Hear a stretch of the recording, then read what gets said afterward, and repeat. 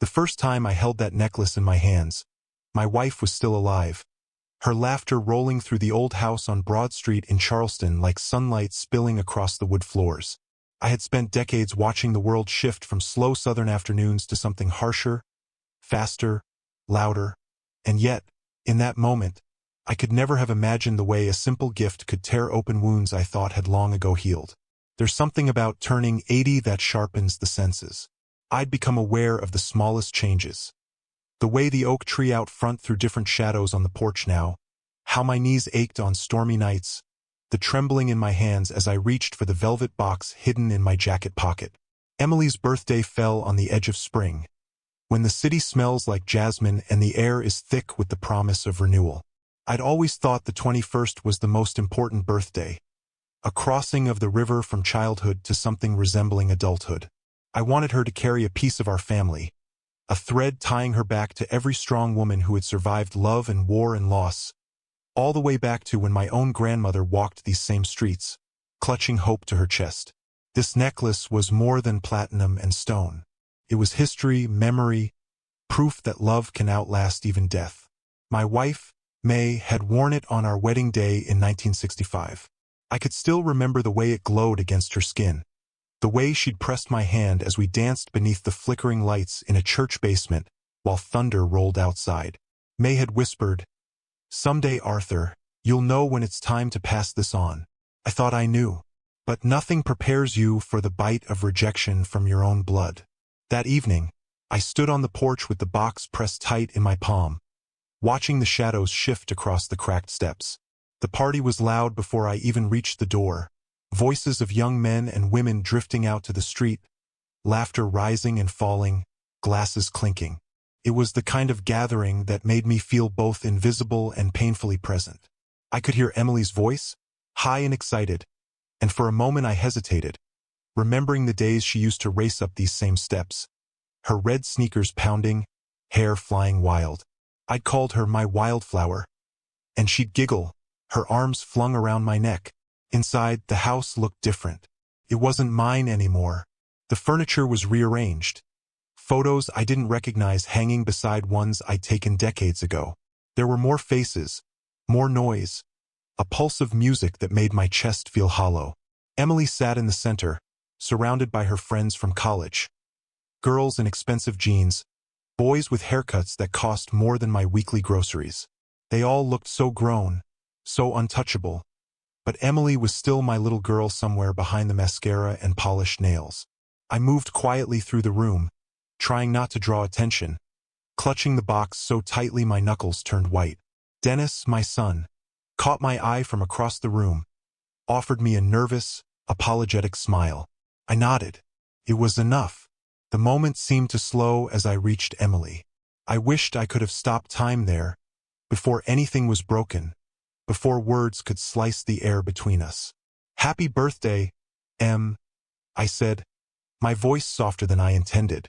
She glanced up, her face glowing with anticipation.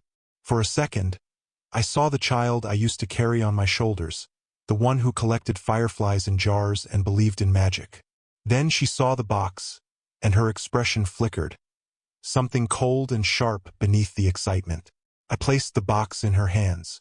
For a heartbeat, the world was quiet, every eye on her as she snapped open the lid. The necklace lay on faded velvet, its 3 rubies catching the light, diamonds sparkling in an old-fashioned design. For me, it was a miracle of survival, a promise fulfilled. For Emily, it might as well have been a stone pulled from the river. She stared at it for barely a moment, then laughed. A sound that felt wrong, brittle, echoing off the walls. "Is this for real?" she said, holding the necklace up by 2 fingers, letting it dangle like a piece of fishing line. "This looks like something you'd find at a flea market." Her friends tittered, some with the sharp edge of cruelty, others out of nervous discomfort. Someone snapped a photo. The room spun around me, the air thick and hot. I watched her toss the box back onto the table, dismissing a century of memory with the careless gesture of youth. I don't remember exactly what I said next. I remember Dennis reaching for my arm, worry etched deep into the lines of his face. I remember the silence that followed, heavy as stone. My world shrank to the size of that little box, to the sound of Emily's laughter, to the way May's ghost seemed to hover behind me, her voice reminding me of all the promises I'd made. "You're just old-fashioned, Grandpa," Emily said, and her friends cheered, eager to move on to something brighter, newer, less burdened by the weight of family. I slipped the box back into my pocket, fingers numb, heart beating too loudly. I tried to smile, tried to pretend that I was not shattering, but it was no use. Every sound in the room grew sharper, the click of glasses, the buzz of a phone, the hiss of the air conditioning. I excused myself, each step to the door a mile, my head down so no one could see what I was feeling. Outside, the evening was cooler, the city humming with life, but I felt ancient, carved from stone, left behind by time. Driving home, I let the radio play softly, half hearing old songs that reminded me of better days. The city lights blurred as I blinked back tears I hadn't allowed myself since May died. I wondered what she would say if she'd been there, how she'd have handled it differently. Would she have told Emily the story of the necklace, the way her grandmother wore it through the Great Depression, refusing to sell it even when food was scarce because some things are worth more than survival? When I reached the house, I sat for a long time in the driveway, the engine ticking as it cooled, the velvet box heavy in my palm. The street was quiet, neighbors' windows glowing with the blue light of televisions. I stared up at the second floor, where May's portrait still hung above the mantel, watching over me. I tried to steady my breath, tried to push down the ache in my chest. There are moments in every life when something cracks open, when the things you thought you understood about love and loyalty are stripped bare, and you have to decide what matters most. Inside, the house was silent, dust motes swirling in the soft glow of the kitchen light. I poured myself a glass of bourbon, the kind May used to keep for special occasions, and sat at the old oak table. I opened the box slowly, letting the necklace catch the lamplight. For a moment, I saw May's face reflected in the polished stones, her eyes full of kindness, her smile tinged with sadness. "It's not time yet," I whispered, remembering her words. "She's not ready." I tucked the box into the drawer beside the insurance papers, beneath letters written in looping cursive by hands long gone. I pressed my palm against the wood, as if I could push my pain deep inside and lock it away. But grief doesn't stay put. It seeps through the cracks, finds you when you're weakest. I sat there for a long while, listening to the old house creak and settle, wondering what I'd done wrong, what lesson I'd failed to teach. I thought about the next morning, about waking up alone, about the ache that comes from loving someone who cannot see the gift in front of them. But beneath the sorrow, something else began to stir. A flicker of resolve, a sense that this was not the end of the story. Emily might have turned away, but the necklace had survived greater threats than a careless word. There were things she didn't know, secrets hidden in plain sight, truths waiting to be discovered. I wondered what it would take for her to understand, for her to feel the weight of what she'd thrown aside. As I turned off the light and climbed the stairs, my hand brushed against May's portrait. I paused, searching her painted eyes for forgiveness, for wisdom. "I tried, May," I whispered. "I did my best. In the darkness, I made myself a promise. I would wait. I would keep faith no matter how hard it became, because that's what love does. It waits, it hopes, it endures, and sometimes it fights back in ways no one sees coming." I slept poorly that night, haunted by dreams of Emily as a child, of May's laughter, of the necklace glowing in the darkness like a beacon. Somewhere, deep inside, I knew the story was not finished. I could feel the shape of something unexpected looming just beyond the horizon, a reckoning neither of us could yet imagine. The next morning, sunlight streamed through the warped glass of my bedroom window, catching on the dust that danced in the air, turning it to gold for a few brief moments before reality set in again. I lay in bed, staring up at the familiar cracks in the ceiling, every line mapped out by years of quiet worry, thinking of Emily and the echo of her laughter as she dismissed the necklace, dismissed all that history. The house was silent except for the ticking of the old clock in the hall. My wife May's slippers still sat by the closet, exactly where she left them years ago, undisturbed, as if she might appear at any moment and chide me for sleeping in. In Charleston, the seasons have a way of clinging to everything. The humidity settles into the walls and makes even the air feel heavy, and sometimes memories do the same. As I sat at the kitchen table with my mug of coffee, the events of the night before pressed down on my chest. I pulled out the velvet box and set it on the table, studying the intricate clasp, the tiny ruby at its center, the slight dent where May's fingers had pressed too hard on our wedding day, nervous and young, barely 22, trembling with hope. That necklace had been there for every milestone. Births, funerals, graduations. I remembered May tucking it into her blouse before we buried her mother, her fingers white-knuckled, refusing to let go even as the world crumbled. I remembered the way she'd slip it over her neck for special dinners, or sometimes just because, humming along to Patsy Cline, her eyes distant but content. I remembered the time Emily was 5 and begged to try it on, her chubby hands sticky with peach jam, and May smiled so wide you could almost believe time stopped for them. That necklace had belonged to May's mother before her, and her mother's mother before that. A story that spanned wars, droughts, new beginnings, and countless heartbreaks. As I sat there lost in memory, I wondered how we'd come to this, how a family's history could be boiled down to a punchline at a party, how something once sacred could become invisible or worse, a source of shame. I reached for the insurance appraisal buried in a folder alongside May's will and the deed to the house. I'd had it evaluated in 2020 after Dennis insisted it was time to get affairs in order. The jeweler's note called it exceptional, rare, a museum-quality piece, and named a number so high it made me laugh and then cry, remembering how May always said, "It's not the price that matters, Arthur. It's what you pass on." But the real worth was never measured in dollars. It was in the quiet courage of the women who'd worn it, who'd loved fiercely and endured even more. I spent most of the morning drifting from room to room, the necklace a weight in my palm. Every photograph on the wall seemed to demand something from me, a memory, a reckoning. There was May at 20, hair in victory rolls, grinning beside her father's old Ford.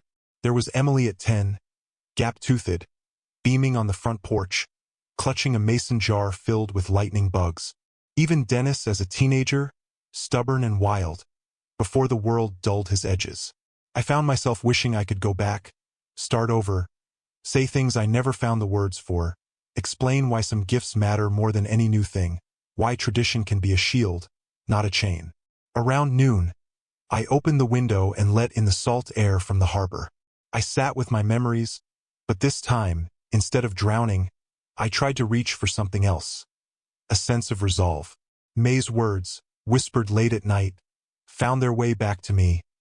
"Promise me, Arthur. Only give it to her when she's ready, not just because it's expected. You'll know." I never questioned her wisdom until now, when doubt gnawed at me. What if readiness never came? What if the world we tried to build had already slipped through our fingers? I decided to walk to the old cemetery, a habit from the early days of my grief. The path wound past live oaks draped in Spanish moss, their branches forming a kind of tunnel, a place where the past seemed nearer.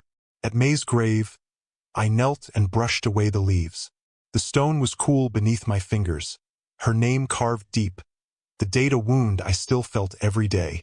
I tried, "May," I whispered. "She's not you. She's not even the girl she used to be." I closed my eyes and pictured May's gentle smile, the way she always looked for the best in people, even when they disappointed her. I stayed there a long time, letting the silence settle, until a cardinal landed nearby, feathers blazing against the gray of the tombstone. In our family, cardinals meant hope, or at least that's what May always believed. I wondered if she was sending a message, if maybe hope wasn't gone, just buried for a while. The walk home felt longer, each step heavy with the burden of inheritance. Back at the house, I settled into May's old armchair, the necklace in my lap, and closed my eyes. I remembered the stories my own mother told, how her grandmother had sewn the necklace into the lining of her coat during the hurricane of '29, refusing to let it wash away, how May's mother had pawned every other piece of jewelry during the Depression, but never this one. I thought about what it meant for a thing to survive, Not just storms, but the slow erosion of memory, the shifting of values across generations. That afternoon, I found myself searching for Emily's face in the old family albums, looking for some sign of connection, some spark of recognition I might have missed. As a child, she'd been curious, always asking questions, always wanting to know why we did things the way we did. I wondered when that curiosity faded into something colder, more cynical. I wondered if I'd failed to teach her the right lessons or if the world simply moved too fast now, flattening everything in its path. By evening, Dennis called to check in. His voice was gentle, lined with fatigue and worry. He said Emily hadn't come home yet, that she was out with friends, and he asked if I was all right. I lied, telling him I was fine, that the party was lovely, that Emily was radiant. I couldn't bring myself to share the truth, the humiliation, the heartbreak. I tried to believe it was just a phase, that Emily would grow out of her restlessness and learn to see the world as more than a collection of shiny distractions. But something in my bones told me this was deeper, a fissure that would only widen if left unattended. I sat at the table long after the call ended, the weight of history pressing in, the necklace gleaming softly in the lamplight. I took out a pad of paper and began to write. A letter to Emily, telling her the story of the necklace, the women who'd worn it, the times it had nearly been lost and always found again. I wrote about love and loss and the quiet strength it takes to carry the past forward. I wrote until my hand cramped and my eyes burned. Before bed, I placed the necklace back in its box and locked it in the safe, the numbers spinning beneath my trembling fingers. I stood in the hallway, staring at the closed door, and realized that sometimes keeping a promise is harder than breaking one. I hoped Emily would find her way home before it was too late, that something would happen to shake her free of the shallowness that had crept into her soul. In the darkness, I sat by the window and watched as a storm rolled in off the Atlantic, lightning flickering across the water, thunder echoing through the streets. I thought about May, about all the storms we'd weathered together, about how love, real love, endures not because it's easy, but because it's necessary. I wondered if Emily would ever understand, or if the past was just a weight she would always try to cast off. But deep down, I knew this wasn't the end. The past has a way of rising up, of demanding to be reckoned with, and there was a sense, strange and electric, that something was coming, something that would force us all to face the truth of who we were, what we owed, and what it really means to belong to a family. The days after the party moved slow, as if time itself had thickened around the house and pressed inward. I felt every second stretch, every minute carving out its own quiet ache inside my chest. I didn't hear from Emily, not a call or a text or even one of her hasty emails that usually read like afterthoughts. There was a hush to everything that unsettled me, the way it does when a storm is gathering just past the horizon but you can't quite smell the rain yet. I tried to lose myself in routine. Morning coffee, the gentle rhythm of washing dishes, reading the newspaper twice, picking up the same book and setting it down after a page. I'd lived through enough hardship to know that waiting is rarely wasted. But it gnawed at me now, this not knowing. On the third day, Dennis stopped by on his way home from work. He wore that tired look I remembered from when he was a teenager pulling double shifts. His shoulders hunched with something unspoken. He asked after my health, avoiding the topic of Emily until the words tripped out sideways, awkward and heavy. He told me Emily had come home late the night after her birthday, her eyes red, her jaw set. He said she'd been restless, barely sleeping, barely speaking to anyone. She'd fought with her mother that morning over something Dennis wouldn't share, then left the house and hadn't come back before he went to work. I listened, heart twisting, and tried to comfort him, but I could feel the old shame building up, a sense that somewhere I had failed them both. It was after Dennis left that the first ripple of something darker found its way into my day. The phone rang, a number I didn't recognize flashing on the screen. I almost didn't answer, but the voice on the other end was unmistakable, brittle and too bright. Emily's friend Kayla. She sounded rushed, apologetic. She told me she was sorry for how things had gone at the party. Then, as if she couldn't help herself, she let slip that Emily had been asking questions all over campus about the value of antique jewelry. I pressed for details, careful not to sound alarmed, and Kayla explained that Emily had shown her a picture of the necklace. My wife's necklace. Asking if she thought it was real, if she thought it was worth anything. Kayla had seen me in old photos. She knew the family stories, and she sounded worried. I thanked her, promised to keep it between us, and set the phone down with trembling hands. All afternoon, I replayed that conversation in my head, remembering the way Emily's fingers had dangled the necklace at the party, the look in her eyes when she'd dismissed it. I tried to convince myself it was nothing, that maybe curiosity would lead to something good, that maybe she would ask about its history, its meaning. But beneath that hope ran a darker river, the fear that she saw only dollar signs where I saw legacy. By the next evening, that fear had sharpened into certainty. I went to lock the safe in my study before bed, the old habit of double-checking the code and pulling on the heavy door. My hand froze. The safe's handle sat a little off, almost unnoticeable unless you knew it by heart. The pit in my stomach widened. I opened the door. The necklace was still there, nestled in its velvet box. The insurance papers, however, had been moved, the folder left at an odd angle, not the way I'd placed it.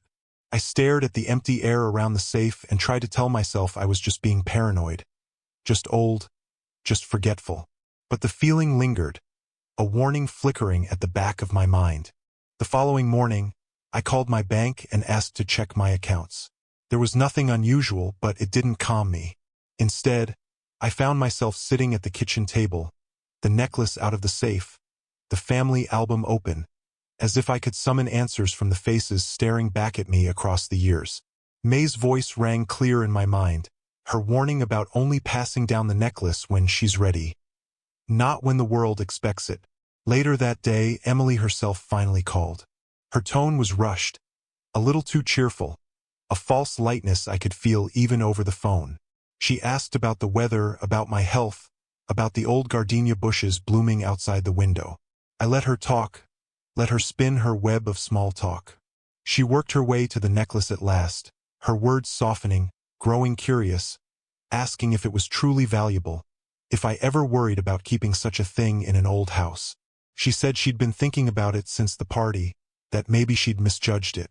She wondered aloud if it had ever been appraised, if I had papers, if it was insured. I kept my answers gentle, not giving away the tremor in my voice, but inside my mind the questions piled up like storm clouds. I lay awake that night, heart pounding, memories of Emily as a child colliding with the stranger I'd heard on the phone. What I hadn't said to her, what I hadn't admitted even to myself, was that I'd already hidden the appraisal deep within a stack of tax returns, tucked away beneath a loose floorboard in my bedroom. I'd been too nervous to leave it in the safe, the numbers too stark, too tempting. The next day, the sun rose pale and cold over Charleston, the air thick with the smell of impending rain. I went about my chores with the restless energy of a man waiting for the other shoe to drop. By afternoon, I noticed the latch on the kitchen window was loose. My hands shook as I fixed it. I couldn't remember if I'd checked it the night before. It happened just after midnight. I woke to the soft creak of floorboards in the hallway, a sound so subtle it might have been the house settling, except that every nerve in my body knew the difference. I eased out of bed and reached for the baseball bat May had kept by the nightstand since the summer break-in 30 years ago. The moonlight pooled across the hallway rug, painting everything in shades of silver and shadow. I moved quietly, heart hammering, every muscle tense. The door to my study stood ajar. The air smelled faintly of her perfume, a ghost of Emily as a little girl, as if she'd been there all along. She was in the study, her silhouette framed against the window, her hands deep in the safe. For a moment, I watched her, unwilling to believe what I was seeing, still hoping for some other explanation. But there she was, my granddaughter, grown but suddenly small, rifling through the things I had spent a lifetime protecting. She didn't see me at first. I must have made a noise because she spun, her eyes wide and shining with something between fear and defiance. There was no anger in me then, only a sorrow so deep it threatened to drown us both. I set the bat aside. Emily's hands shook as she held out the necklace, the velvet box trembling in her grasp. She didn't apologize, not right away. Instead, she started to explain. words tumbling out, desperate, broken. She told me about her debt, the credit cards, the nights she couldn't sleep, the pressure to keep up with friends who had more money than she'd ever seen. She admitted she'd found the appraisal in the safe, seen the number, understood at last what she'd nearly thrown away. But the value to her wasn't history or legacy. It was escape. It was a way out. I listened, silent, every part of me aching. I thought about all the ways I'd tried to pass on meaning, about how a world built on sacrifice and memory could become invisible in the glare of modern life. Emily cried then, the kind of crying that shakes you from the inside out, the kind that comes from being lost, truly lost, and knowing it. For a moment, I wanted to hold her, to make it all go away. But some lines can't be erased with an embrace. Some things have to be faced. When she finally finished, she tried to hand me the necklace, but her hands wouldn't let go. She asked for help. She asked for forgiveness. She asked for understanding. I took the box, closing her fingers around mine, and promised nothing except the truth. That sometimes love is not enough to save us from ourselves, but it is enough to keep the door open. I watched her leave that night, shoulders slumped, the weight of her choices visible in every step.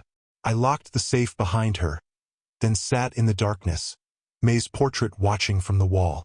There was a storm coming, one we could no longer avoid, one that would demand something from both of us that neither was ready to give. I found myself whispering into the night, hoping the walls would carry my words to her, to May, to every woman who had ever worn that necklace and wondered if anyone would ever understand what it meant to belong to something bigger than themselves. After Emily left that night, I sat for hours in the heavy dark, staring at the empty safe, the velvet box cradled in my palm. The weight of it was almost unbearable, not for its material worth but for everything it meant. Loss, endurance, faith betrayed, faith tested. I replayed every moment between us in that small room, her face streaked with tears, her voice splintered with regret and defiance. I wondered if I had ever truly understood what she needed, or if I'd been clinging too tightly to the shape of the past, unable to see the present crumbling at my feet. I didn't sleep. The house creaked and settled as old houses do, but each sound kept me alert, as if expecting another intrusion, some fresh heartbreak. Just before sunrise, I pulled out the yellow legal pad and began to write, not to May this time, but to Emily, a list of conditions, promises, boundaries. I needed her to understand that love had limits, that forgiveness required something more than words. The next afternoon, she came back. I recognized the hesitant knock, the almost childlike hope that I might answer. I opened the door and there she stood, raw and unpolished, cheeks blotchy, eyes ringed with exhaustion. She asked if she could come in. I stepped aside, my own anger blunted by the ache in her voice. I led her to the kitchen, where May's old kettle still sat on the stove. She looked at it, eyes wide, as if remembering all the times she'd watched her grandmother stir cocoa on rainy afternoons. We didn't speak for a while. I poured 2 cups of tea, my hands shaking only slightly. She wrapped her fingers around the mug, searching for something to say, some way to apologize without undoing herself entirely. I slid the legal pad across the table, my words scrawled in blue ink, lines underlined and circled, as if I could will them to mean more. Emily stared at the list. She read it once, then twice, her lips moving, her breath coming quick and shallow. The conditions were simple but absolute. She would confess everything to her parents, no more lies. She would meet with a financial counselor, attend budgeting classes at the college, face her debts head-on. She would work off what she owed to me, to herself, through community service, real effort, not just promises. Only then would we revisit the question of inheritance, of what she'd truly earned. She looked up, fear and relief mingling in her expression. She wanted to protest, to beg for another way, but all her usual arguments seemed to crumble. I told her I would pay the credit card companies directly, but only after she signed the contract, only after she took the first steps herself. I tried to keep my voice steady, to let her hear not just disappointment but belief that she could change, that this could be a turning point, not just a punishment. She hesitated. I could see the pride warring with shame inside her, the temptation to flee, to run back to a world of half-truths and empty comforts. But then she reached for the pen, her hand trembling as she signed her name, the lines jagged and uncertain. As she pushed the pad back to me, her eyes filled again with tears. Not the frantic, desperate kind from before, but the slow, silent weeping of someone beginning to understand just how much she'd risked losing. I laid out the next steps, making her repeat them, making sure she understood there would be no shortcuts. She nodded, her voice barely above a whisper, her fingers twisting in her lap. I told her she could always call, always come home, but there would be no more bailouts, no more rescues unless she met her end of the bargain. I reminded her of May's words, the promise I'd made to give the necklace only when the time was right. Not just for her, but for our family, for everyone who had carried the weight of its meaning. Over the following weeks, I watched her struggle. She sat in the living room with her parents, head bowed, her voice shaking as she admitted everything. The debt, the lies, the break-in. The silence that followed was thick and terrible. But Dennis and his wife didn't turn away. They cried, they argued. But in the end, they held her as she wept, and something in the air changed. Old wounds were exposed, but so was a thread of forgiveness, tentative and new.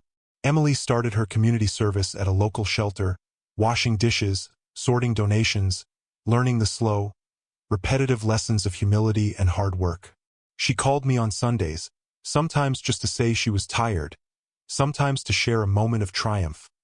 A woman thanking her for listening, a child's laughter echoing in her ears.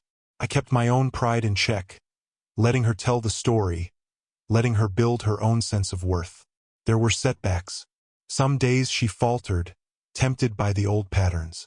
She called, her voice brittle, asking if it was worth it, if she'd ever feel whole again. I told her yes, but not yet, that she was building something lasting, something stronger than the quick fix of a check or a lie. In the quiet after each call, I found myself talking to May's portrait, asking for patience, for strength, for the wisdom to know when to push and when to let go. One afternoon, as the heat pressed in and thunder rolled over the city, Emily showed up at my door again. She held a folder in her hand, the edges battered, full of forms, letters from the shelter, proof of her counseling sessions, a printout of her new budget. She set it on the table, looking at me with a mix of hope and dread. I flipped through the pages, each one evidence of change, each one a small stone in the rebuilding of trust. We sat together, the old pain still there but softened now by the effort she'd shown, the way she was learning to shoulder responsibility. I asked her to tell me what she'd learned, not just about money, but about herself, about family, about the necklace. Her words came slowly, halting at first, but as she spoke I heard something different. A sense of gratitude, of respect for the struggle, for the sacrifices that had come before her. She told me she finally understood why May had kept the necklace hidden for so long, why I'd hesitated to hand it over, why legacy isn't just something you inherit, but something you build, day by day, decision by decision. She said she was still scared, still uncertain, but she wanted to try to do better. Not for the necklace, not even for me, but for herself. For the first time in months, I felt something shift inside me. A glimmer of hope, cautious but real. I didn't hand her the necklace. Instead, I reached across the table, took her hand in mine, and squeezed gently. I told her we were both learning, that mistakes are part of the journey, but that what matters is the willingness to face them together. That night, after she left, I placed the velvet box back in the safe, not as a punishment but as a promise. A reminder that some gifts must be earned, not given. I wrote her a letter, tucking it into the folder with her forms, telling her how proud I was, how much I believed in her, how the necklace would be waiting, patient as love itself, until she was ready. And for the first time in a long while, I slept deeply, trusting that the story wasn't over, that the hardest parts might still be ahead, but so was the possibility of something brighter, something lasting, for both of us. Spring came in fits and starts, uncertain, tugging at the cold with green shoots that struggled to break through the hard ground. Charleston's rain had a way of washing everything raw, and this season, it felt like the city itself was trying to rinse away old wounds, to offer everyone a chance at beginning again. I watched Emily move through these months from a distance, not entirely apart, but not as close as before. There was a delicacy to every interaction, like we were both learning a new language where words were chosen carefully, each gesture weighed and measured. Emily changed in ways that crept in slowly, almost invisibly. She kept her contract and called every Sunday, never missing a week, even on days when I could hear the exhaustion heavy in her voice. Sometimes her stories were clipped and quick, a litany of frustrations, difficult customers at the food pantry, too many dishes, a late bus home. But other times, she told stories that made something inside me lift. The night she walked a frightened old woman to her car.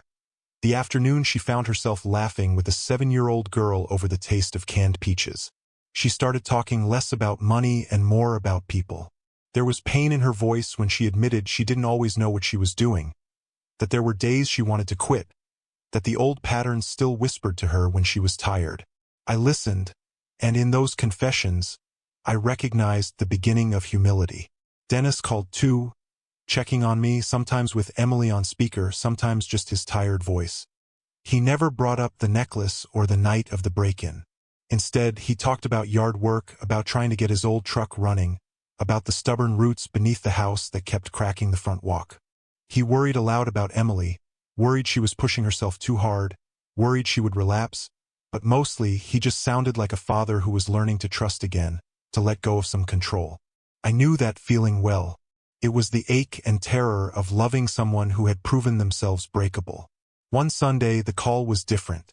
Emily's voice trembled as she confessed she'd slipped up, used her credit card for new shoes when she'd promised herself she wouldn't. She caught herself before things got worse, she said, but the shame in her voice was sharp.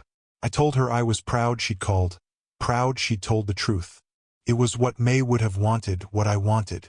We spoke for a long time that evening, not about failure, but about what it means to stand up again after you fall. I could hear her breathing even out, the silence between us full, not empty. As the weeks bled into months, Emily's service hours piled up. She got a part-time job in the university library, shelving books after her shift at the pantry. There was less glamour, less money, but I could hear something steadier in her voice, a kind of confidence that grows only from surviving your own choices.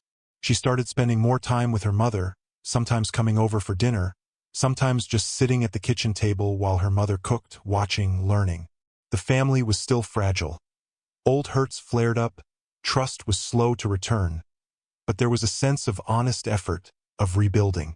Even Dennis, so stubborn, so wounded by her betrayal, found himself laughing at her stories, inviting her to watch basketball or help him fix a leaky sink. There were nights I sat alone in my own kitchen, listening to the sounds of their laughter over the phone, letting the warmth seep in even from a distance. Sometimes I wondered if the necklace would ever leave the safe. I'd take it out late at night, turning it over in my hands, letting the lamplight dance off its stones. I'd remember May, her voice in my ear, her hands on my shoulders.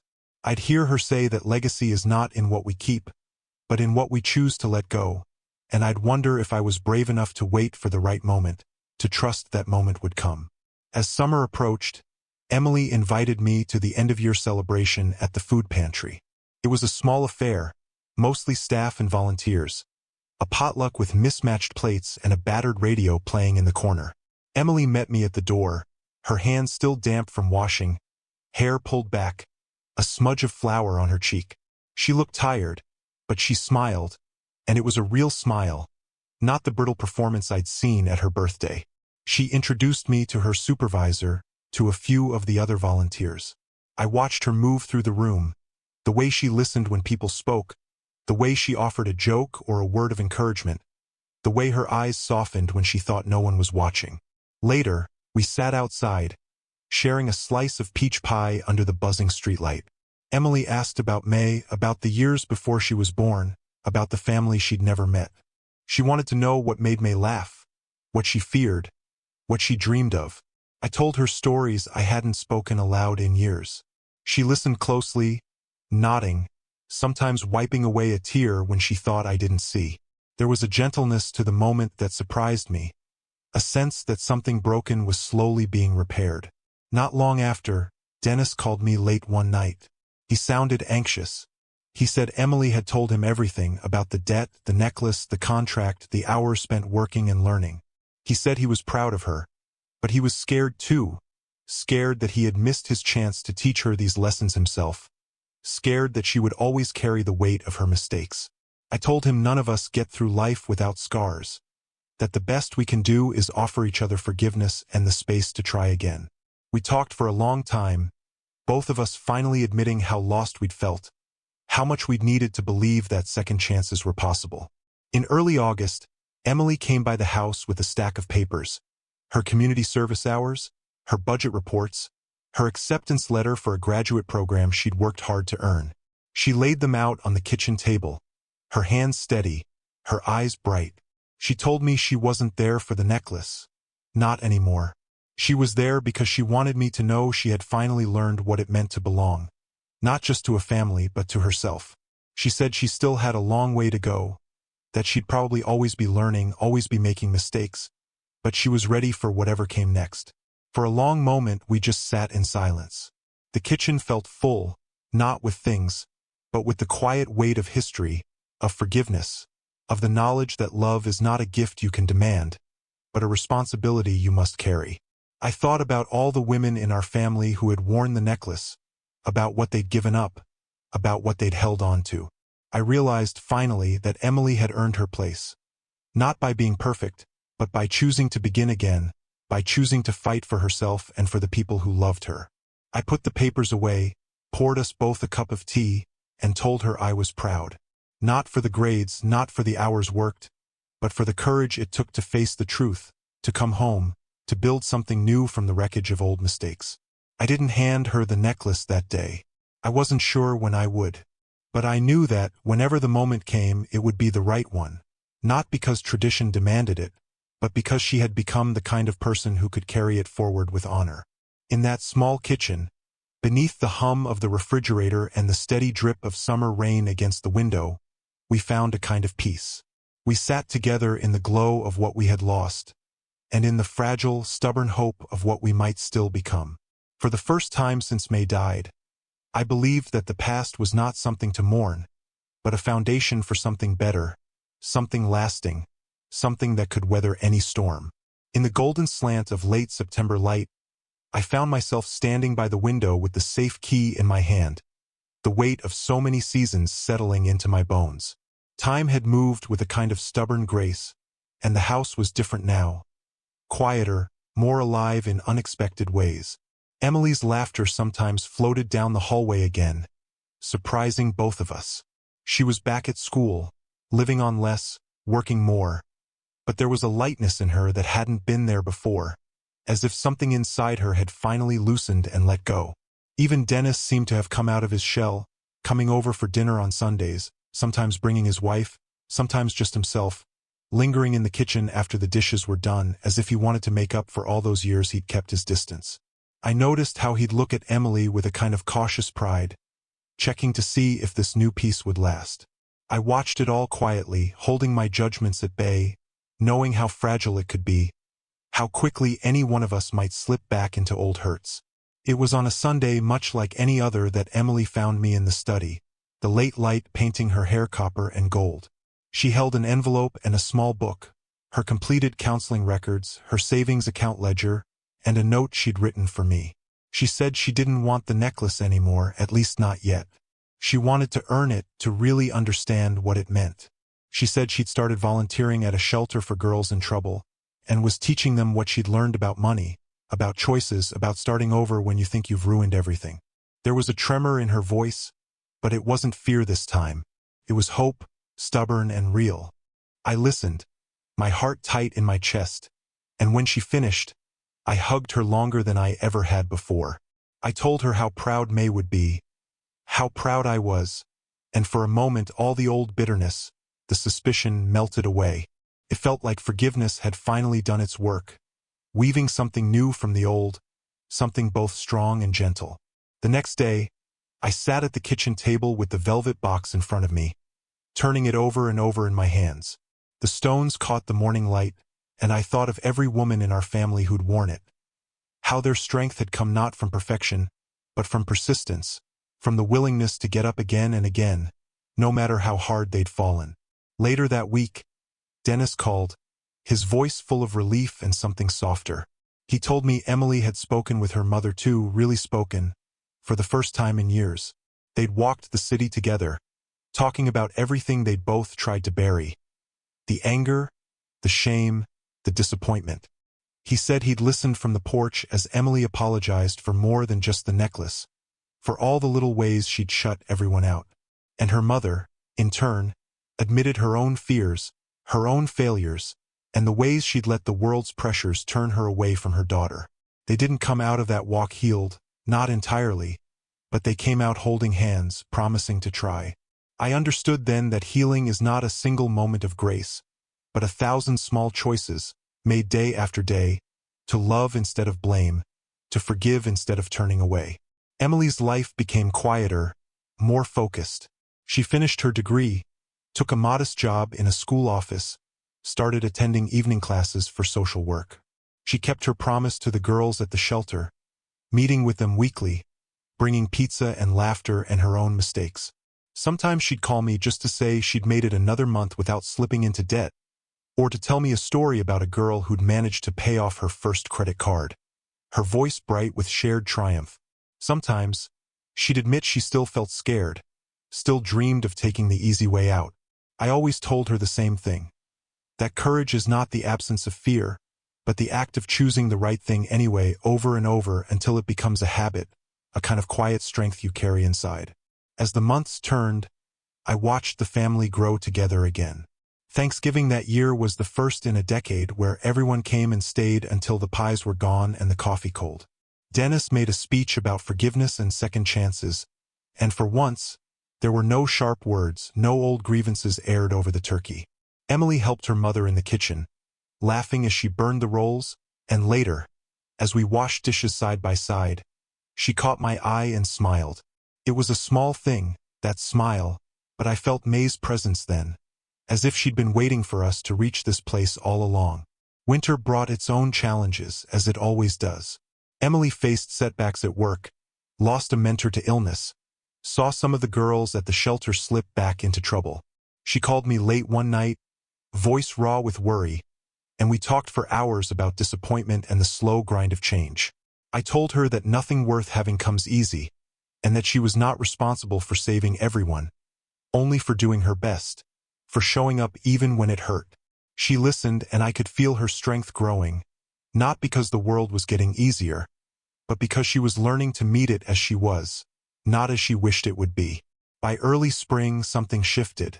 Emily came to dinner one night, bringing with her a girl from the shelter, a quiet, wary 16-year-old named Monique, whose eyes watched everything but never settled on anyone for long. Emily introduced her as a friend, not a project, and Monique sat at our table, ate with us, asked about the family photos on the walls. Later, after the girl had gone home, Emily explained that Monique reminded her of herself. Proud, scared, always sure she didn't need anyone. She told me she wished she'd had someone to sit with her in the hard moments, someone to say, "I've been where you are. You can get through this." I realized then that Emily was becoming, for others, the person she'd needed most. The anniversary of May's passing arrived quietly, as it always did. That evening, I took out the necklace and sat on the porch, watching the light fade from the city. Emily joined me, bringing 2 cups of tea, sitting beside me in the dark. We talked about May, about the women who'd shaped our family, about the ways we'd all struggled to measure up to their memory. I told Emily about the time May had nearly lost the necklace, the panic and relief that followed, and how she'd laughed afterward, promising to keep it safe until the next adventure. Emily listened, her hand wrapped around mine, and when I finished, she said she finally understood what it meant to inherit something precious, that it wasn't just about keeping it safe, but about living in a way that honored the story behind it. I looked at her then and saw not the girl who had once tried to run from everything, but a woman who had learned to stay, to face herself and those she loved, no matter how hard it had been. I pressed the velvet box into her hands and told her it was hers when she was ready. She didn't open it right away. Instead, she hugged me tight, and in that embrace, I felt the long years of grief, of worry, dissolve into something gentler. A hope that the past had not been wasted, that love, even broken and battered, could still make something beautiful. Weeks later, I saw Emily wearing the necklace at Monique's graduation. She caught my eye from across the crowded room, her chin high, the rubies catching the sunlight. There was no need for words. In that moment, I knew that May's legacy, the legacy of all the women before her, had not just survived but grown stronger, passed on through struggle and forgiveness, not in spite of our failings, but because of them. The family we had built, with all its scars, stood as proof that redemption is possible, that love can outlast even our worst mistakes. I thought about the next generation, about who might wear the necklace someday, about the stories they'd hear, the mistakes they'd make, the ways they'd find to begin again. I understood then that the true inheritance wasn't platinum or rubies, but the quiet courage to keep choosing each other, day after day, no matter what. I knew, as surely as I knew the feel of May's hand in mine, that we would endure. And as the city settled into night, as laughter and music drifted up from the street below, I found myself at peace, grateful for every hard-won step that had brought us here.